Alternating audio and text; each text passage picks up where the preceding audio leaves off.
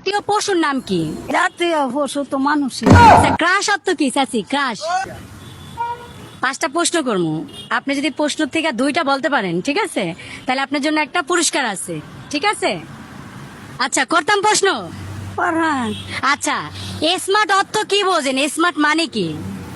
এই তো বাবা আমি কইতাম আপনার বাংলা ভাষা। আচ্ছা, স্মার্ট মানে কি কোন? কি মনে হয় কি হইতে পারে ইসলাম স্মার্ট? স্মার্ট হ্যাঁ। নমাজ। আচ্ছা, স্মার্ট অর্থ নমাজ। এদিকে আন, এই পাশে আন, এই পাশে আন, এই সাইড আন, এদিকে আন।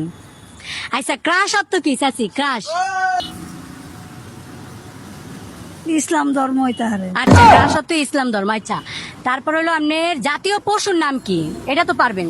জাতীয় পশু। জাতীয় পশু তো মানুষই।